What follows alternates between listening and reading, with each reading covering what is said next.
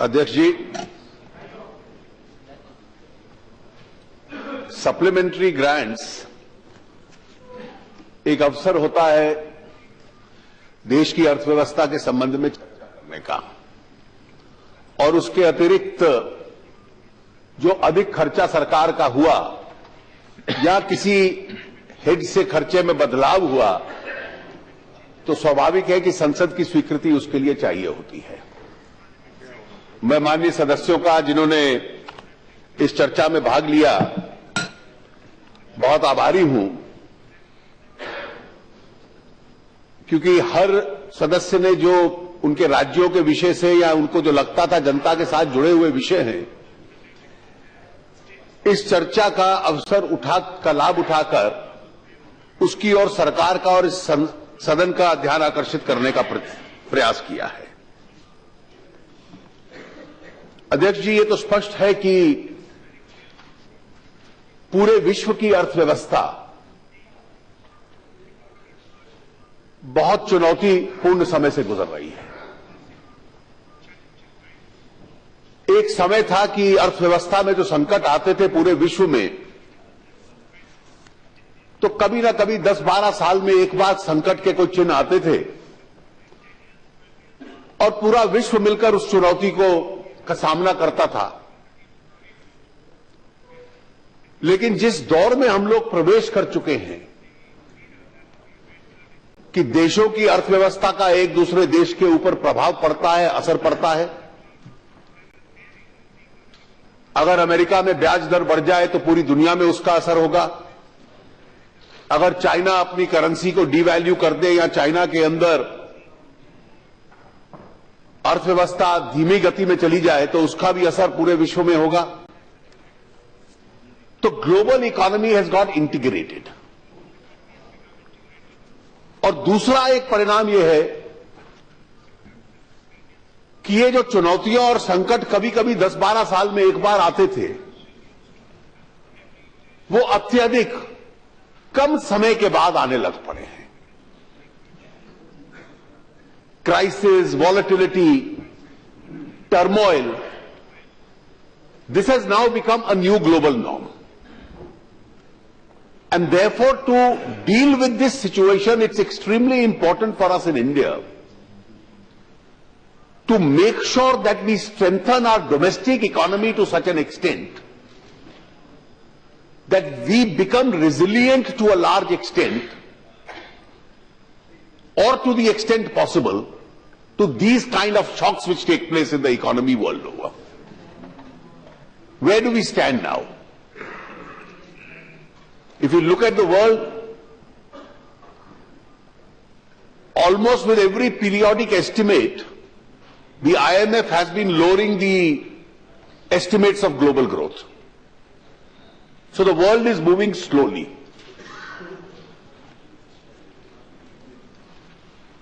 Not many people are able to predict how long this slow phase will last. A year and a half ago, nobody had predicted where the oil prices will move to, or what is going to be the movement in the next 1 year to come. So a large number of prices, oil, commodities, metals, even a number of food grains are at a low level. And this has impacted a large number of economies. The United States has shown some improvement. At times it's patchy. Europe has been struggling in the last 2 years. There have been some isolated cases in Europe which are moving up. Russia faces important challenges. China has slowed down. Brazil is contracting. And in these circumstances, India unquestionably amongst the larger economies has the highest growth rate.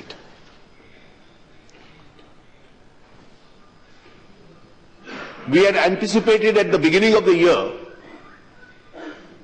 as Mr. Premchandran mentioned, that we could try and touch the 8% figure this year. But if we look at the challenges which have impacted us, because the buyers have slowed down, the other countries have slowed down, So the export sector has contracted. But when we speak in terms of the contraction of the export sector, we must bear in mind that the contraction as far as India is concerned is not in volumes, it is in values. For example, 18% of our export basket is oil, refined oil. So 18% remains 18%, the volume of oil remains the same.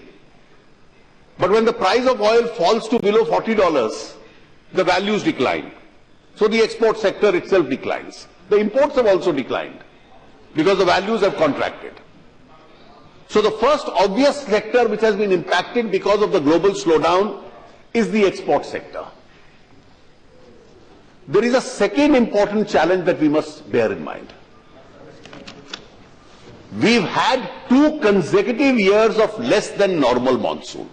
2 वर्ष लगातार बरसात 12% और 14% कम रही है। और पिछले अगर 100 वर्षों का इतिहास भी देख ले तो कभी ऐसी स्थिति नहीं आई कि 3 वर्ष लगातार बरसात कम रही हो। लेकिन 2 वर्ष कम रही है, इसलिए हम उम्मीद लगा सकते हैं कि अगला वर्ष सुधरना चाहिए। I only hope that the rain gods are as kind to this government as they were to the previous government. Because the previous government saw a much better monsoon. ये एक दूसरी चुनौती है। और एक तीसरी चुनौती भी है, जिसका जिक्र कुछ माननीय सदस्यों ने किया और मुझे यह स्वीकार करने में कोई संकोच नहीं है कि निजी क्षेत्र, जो प्राइवेट सेक्टर है, उसकी ग्रोथ अर्थव्यवस्था के लिए बहुत आवश्यक है। और जब अर्थव्यवस्था तेजी से आगे बढ़ती है और अच्छे हालात होते हैं तो निजी क्षेत्र ज्यादा तेजी से आगे बढ़ता है और कम से कम सरकार के ऊपर उसकी निर्भरता भी कम होती है। Private sector moves much faster than the government. But when there is a challenging situation, private investment slows down. And in India, private investment slowing down is for one more reason also. The private sector during the last government had overstretched itself. The banks had been extra liberal with some of the companies. I can see Mr. Salim smiling when I say this. And therefore, having overstretched themselves, they had expanded their capacities. And when demands were slow, they are not able to utilize these full capacities. Now, notwithstanding these 3 major adversities, it has been a challenge on us how then to make the Indian economy grow. The world economy is slow, countries are contracting, trade is contracting and narrowing, and then how do you make India grow? We can take some satisfaction, and I underline the word some, in the fact that we have even today the fastest growth rate amongst all major economies.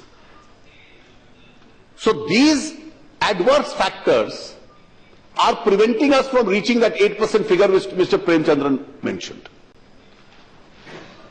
But a series of reforms and positive steps that we have taken,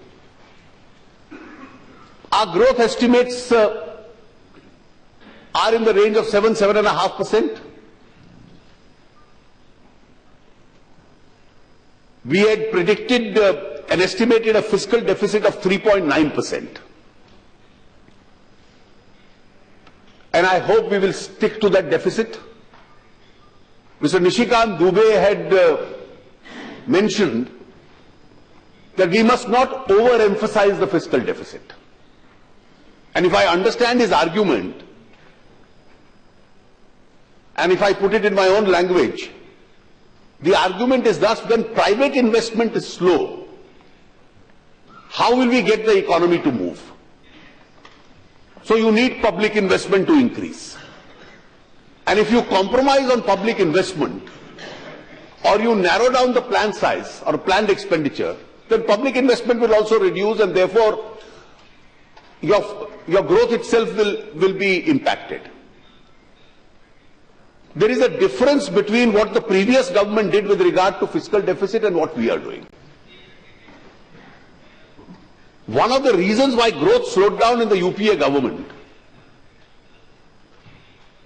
was that they would give an ambitious fiscal deficit figure, and then towards the end of the year start slashing down expenditure.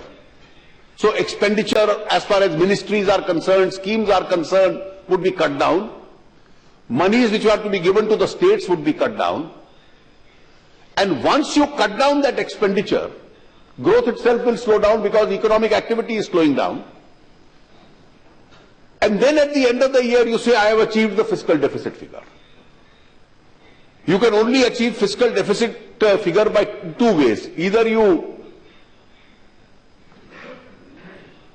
earn more or you spend less. And therefore Mr. Nishikant Dubey has a valid point when he says that by spending less, there is no point meeting the fiscal deficit, because then you don't create jobs, the economy doesn't expand, and therefore our policy has been to have a balanced exercise. Therefore at the beginning of the year I had said that the journey to 3% fiscal deficit, which was to be covered in 2 years, we will take 3 years to do it. And this year I had a modest target of only bringing down fiscal deficit from 4.1 to 3.9. But eventually, last year we ended with a fiscal deficit of 4. So I have only a small journey to achieve from 4 to 3.9. And we are possibly going to achieve that target. And therefore, after a number of years, the current year will be a year where it's not 3.9 fiscal deficit which is important, but the quality of that fiscal deficit will also be important. We will achieve that fiscal deficit without cutting any expenditure. So what we have promised to schemes, what we have promised to ministries will not be cut down. What we have promised to the states will not be cut down. At the same time, tax refunds will not be deferred to next year. We will discharge those liabilities this year. And the quality of fiscal deficit will be much superior to what is the quality of fiscal deficit that we had in the previous years. Similarly, with a moderately good GDP growth figure, a fiscal deficit under control, a current account deficit which was last in the range of about 1.2%, we intend to achieve that. And if we look at foreign exchange reserves are high, and if we look at different sectors of the economy, the manufacturing sector, which under the UPA government had almost become flat, and therefore manufacturing was not growing. And one of our biggest challenges was to invest in infrastructure, and therefore add to the manufacturing sector and the investment. So when private sector investment is slow, this growth is being achieved by enhancing public investment and also by enhancing and enabling the level of foreign direct investment. My friend Shri Saugat Roy has a problem with foreign direct investment.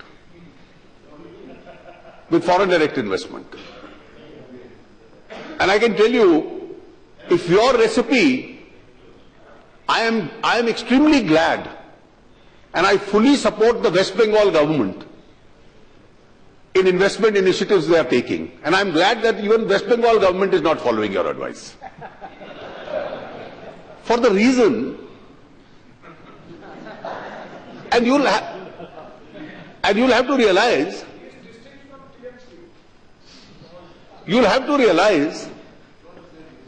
that economy can't grow till there is an adequate investment. And investment will come from wherever money is available. And if we try and adopt a stand that we don't want investment, then how are new industries going to come up? How are industries going to expand? How is infrastructure going to expand? How are new jobs going to be created? How is the government going to get more revenue? How is the government going to spend on Manrega and Gram Sadak Yojana? अगर investment ही नहीं आएगा, निवेश ही नहीं होगा इस देश में, और अगर निजी क्षेत्र के पास इस वक्त कम साधन हैं, तो साधन या सरकार से आ रहे हैं या साधन जहां दुनिया में पैसा है। और आज जब पूरा विश्व कह रहा है कि भारत सबसे तेजी से बढ़ने वाली अर्थव्यवस्था है, they call it the bright spot, then even foreign investors are finding it possible to invest in India because there is more economic activity that they see here.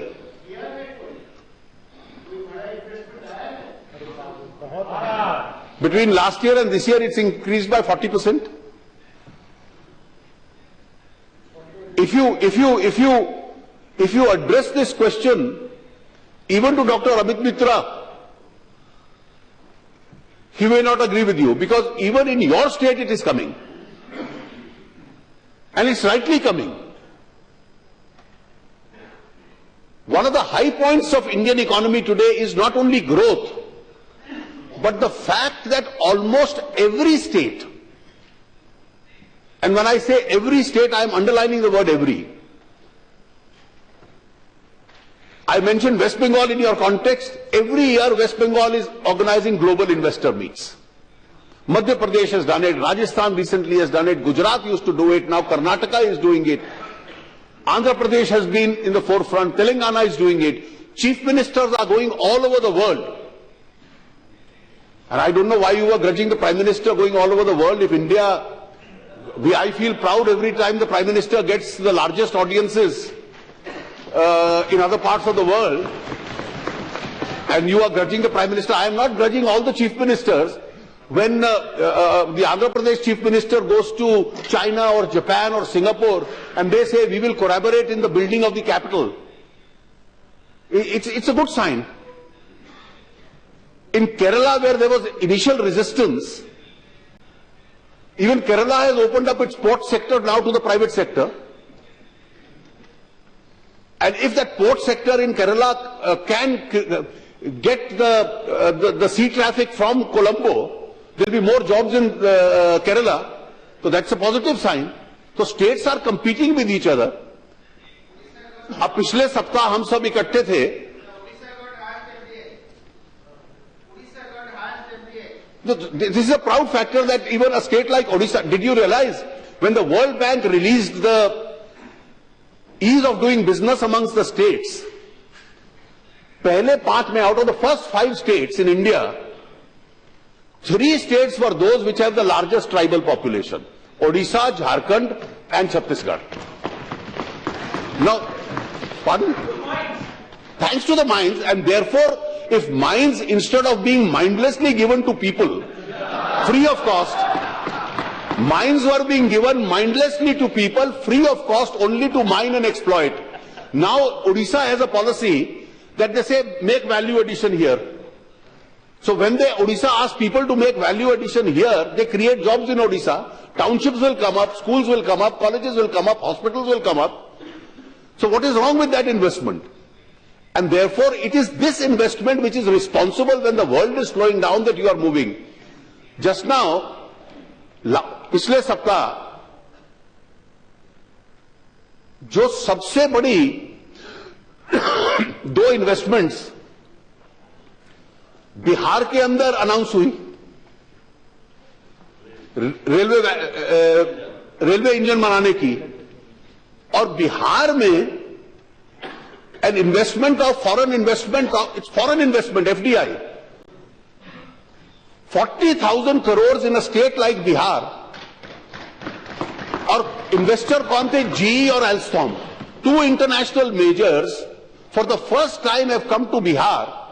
State government के भी लोग वहां थे, हम लोग भी वहां थे, और बड़ा अच्छा बिहार के अंदर अगर 2 इस प्रकार के बड़े कारखाने लगते हैं और वहां जॉब्स क्रिएट होती हैं, एंसिलरी यूनिट आएंगे, कोई इंडस्ट्रियल यूनिट आएंगे, और बिहार में तो कोई इस तरह के बड़े निवेश आते नहीं थे. तो क्या बिहार की सरकार कह दे सौगत रॉय जी की बात मान के कि हमें एल्स्टॉम और जीई इसलिए नहीं चाहिए कि वो डॉलर ला रहे हैं, रुपए नहीं ला रहे। And if dollar stop coming into India, if dollars stop coming into India, then the rupee-dollar parity would be further disturbed. So you need more dollars to come into India so that the parity is also maintained. तो इसलिए investment इस देश के अंदर आए, उसका एक atmosphere बनाना है, उसके लिए नीतियां बनानी है, उसके लिए हर राज्य को प्रयास करना है। और इसलिए हर राज्य एक दूसरे से अगर प्रतिस्पर्धा भी करता है कि मेरे राज्य में ज्यादा है, तो यह बहुत अच्छी बात है। देश में वो माहौल बनाना है, या इस प्रकार का जब भी कोई निवेश आए हम आंदोलन शुरू कर दें और किसी प्रकार के रिफॉर्म को रोकें। इस परिस्थिति में अगर आप केंद्र सरकार की, if you see my, because everybody has said more money must be granted to these sectors, I just say 3 issues. When we took over, there was a slowdown in the economy. Manufacturing was almost flat. 2 days ago, when the manufacturing figures came out, the IIP figure, for the first time, we have gone back to 9.8% last month. Some people feel that it may be the Diwali effect of October, that people make more purchases, but it's a positive figure. The average of 8 months is still 4.8. So there is a slight pickup as far as manufacturing is concerned. But the accounts of the central government, having said that we will maintain fiscal deficit and a good quality of fiscal deficit, the Finance Commission said give 42% to the states. अब ये बात बार बार आती है कि ये 42% देने के लिए आपने क्या किया? One of the suggestions was that some of the centrally sponsored schemes, therefore, should be shifted to the states. We shifted some. The Chief Minister's Committee of the Niti Aayog has given some report which is under consideration. So some CSS scheme grants have come down, but 32% has become 42%. Overall, what is the figure? मैं अगर पिछले 3 साल के figures आपको बतला दूं, in 2013-14, with all the CSS money and everything, the total amount, what was the amount that was given to the states? 2013-14 में 6,29,842 crores. So 6.29 crores was given collectively to all the states. Last year, this figure became 6.80. And after 14th Finance Commission, and this includes whatever is reduced, whatever is gained. So what is the net?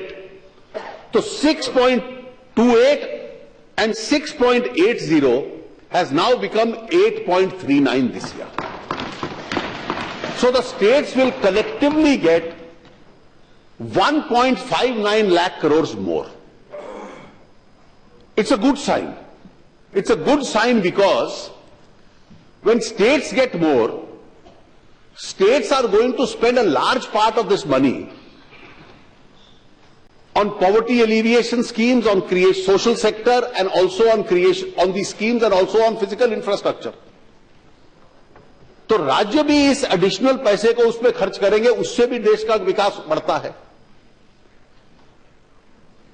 So my problem with central government accounts is that but for 14th Finance Commission this year I would have had 1.59 lakh crores more. So wherever I had to cut down, I could have added there.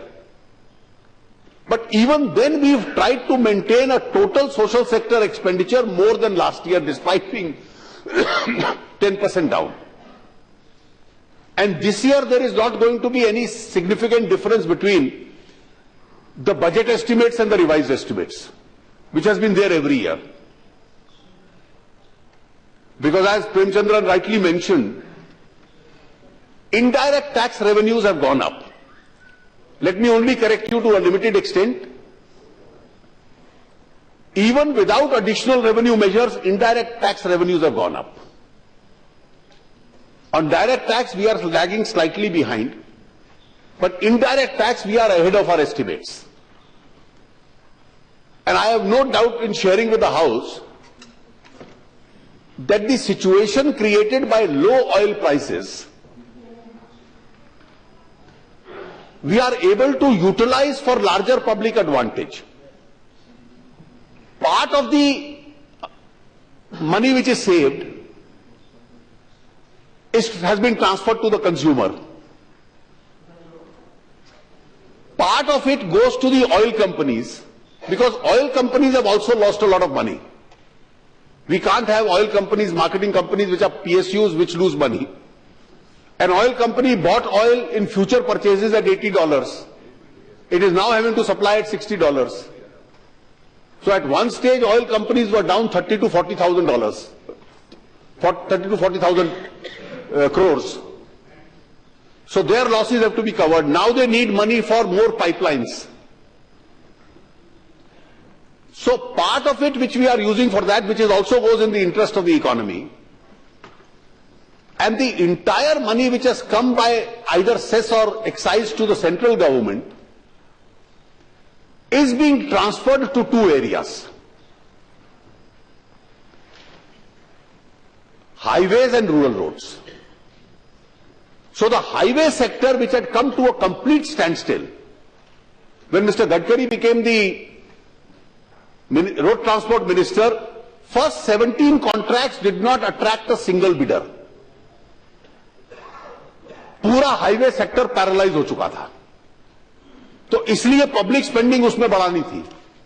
And now the highway sector has got moving, and therefore जो car खरीदता है, car में petrol या diesel डालता है, बस चलती है, वो सड़क का भी प्रयोग करता है, ग्रामीण सड़क का भी करता है, हाईवे का भी करता है. तो इसलिए तीन हिस्सों में इस पैसे को बांट रहा है देश की अर्थव्यवस्था के हित में.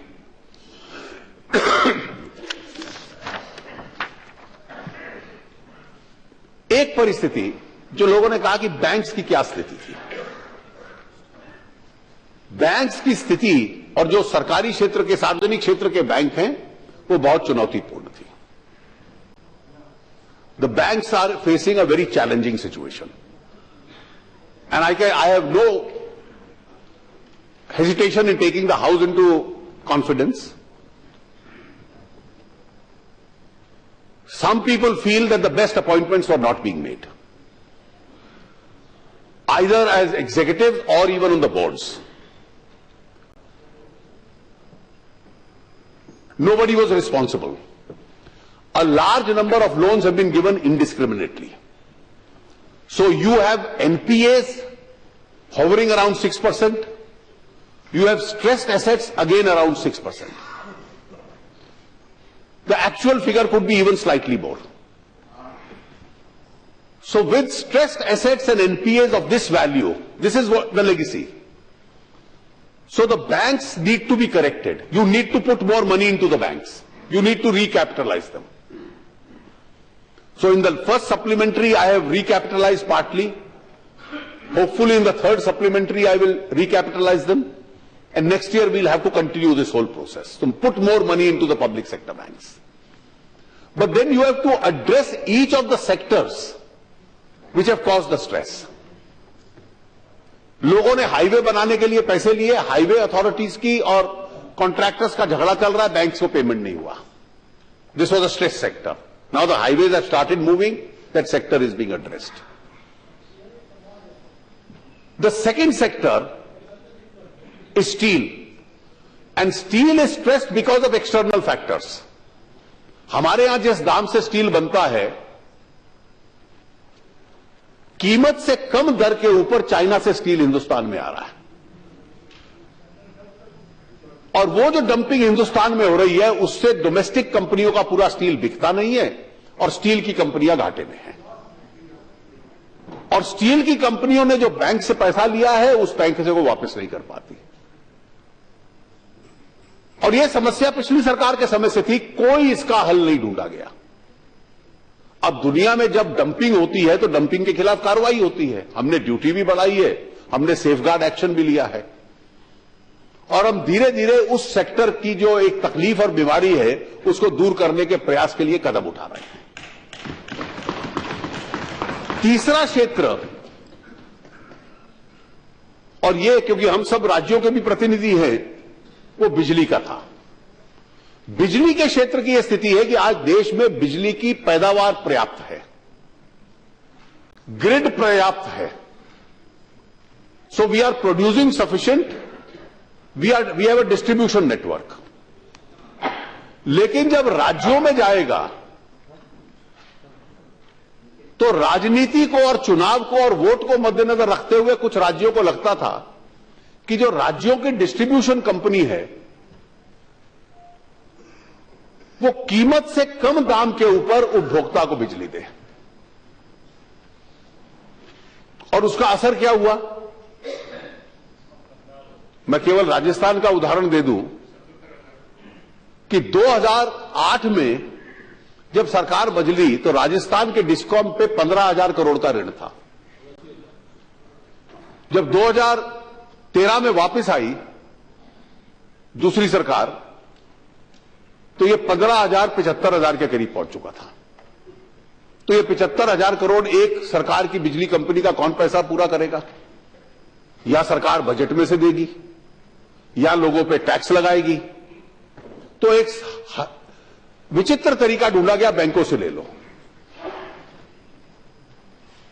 और कई राज्यों की बिजली कंपनियां ऐसी हैं जिन्होंने बैंकों से पैसा ले लिया और बैंकों ने कहा कि अब हम आपको और उधार नहीं दे सकते। और उधार नहीं दे सकते तो क्या बिजली बंद हो जाएगी और अंधेरा हो जाएगा? और कोई प्रयास नहीं किया गया पिछली सरकार के दौरान की इस समस्या का हल ढूंढने के लिए। सो पावर बिकेम, जिस देश में where we have a surplus power, power became a stress sector because of the health of the discoms itself. Now the power minister has come out with a scheme by which the DISCOM problems are being addressed so that immediate burden on consumers is also not there, but some hike will have to take place slowly. And that debt is being transferred to the state governments, which will have to issue some securities as far as the banks are concerned. And that problem is being addressed. So the banking stress, which was an important problem, required to be addressed. Social sector. Now, besides maintaining the expenditure, now every time people make a speech that have you cut down expenditure on Manrega? No, we have actually increased it. Gram Sadak Yojana, we have increased it.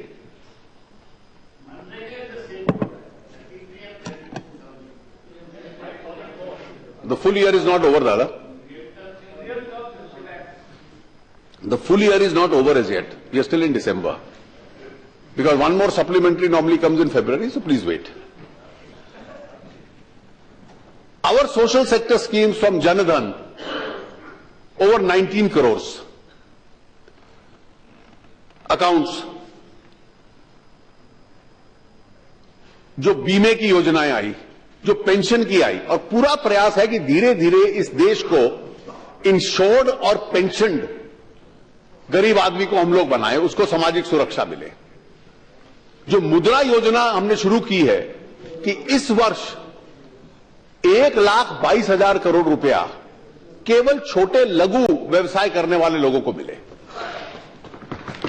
और इस unfunded section को हम लोग fund करें, यह पूरा प्रयास है। मैं केवल इतना कहना चाहूंगा कि जब इस अर्थव्यवस्था को बढ़ाने का प्रयास है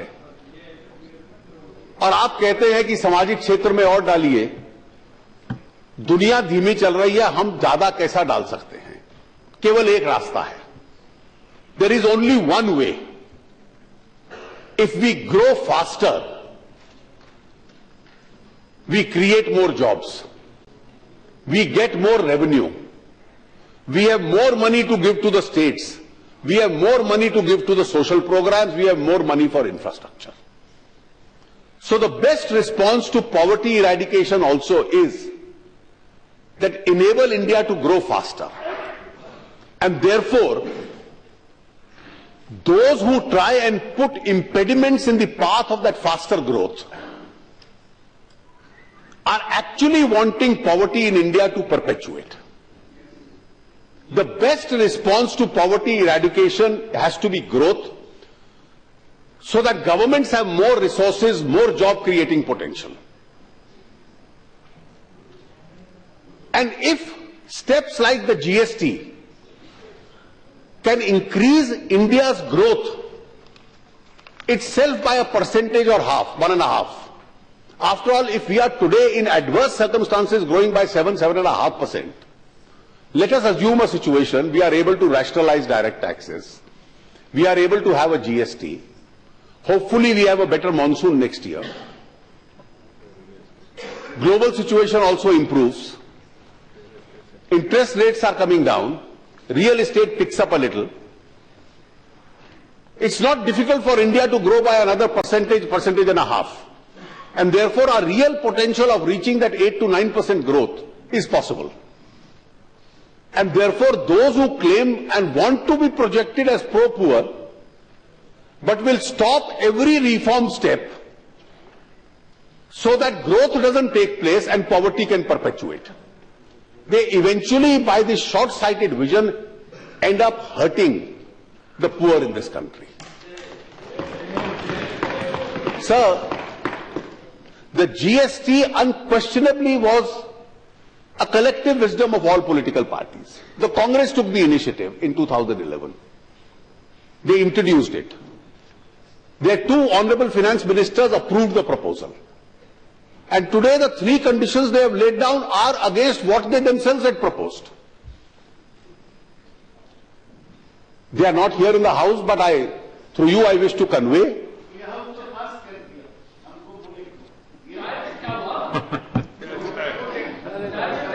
आप दोनों तो सलीम साहब, no, therefore, okay, good boy.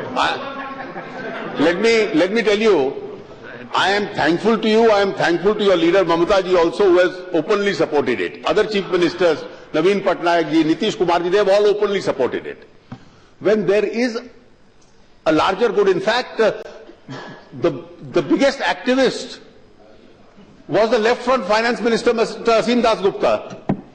I first understood GST from him when I was the leader of opposition and he came to explain to us. No, I'm grateful to you, and therefore, it's now time, and our own potential as a country will be realized if we are able to utilize all these reforms. The world is slowing down. We are a relative bright spot, and therefore we must seize of this opportunity. The world looks at us to shoulder global growth and not send a message that parliamentary democracy in India becomes an obstruction to a reform process. It has never happened since 1991. Not a single reform measure has eventually been stopped by India's parliament. And therefore I would urge to the current leadership of the Congress party also that to look at this history and the legacy they want to leave behind, support these measures so that we are able to grow faster. We have more money, we can get rid of poverty much faster, and therefore we are able to sustain the schemes for the welfare of the poor people much faster. With these few words, sir, I commend that these supplementary grants be accepted by the House. I will, if the House agrees, we can extend the time till the bill is passed, I think. Fact that I want to state before the House, that an issue was raised with regard to black money. We had, with regard to some domestic black money, also made some budget with regard to some element of that if you deal in cash beyond a certain amount, a PAN number would be necessary. Very shortly we would be placing the notification that if you deal in cash more than 2 lakh rupees, a PAN number would be necessary. I will be placing that notification very shortly before the House. हफ्ता भर से इन्होंने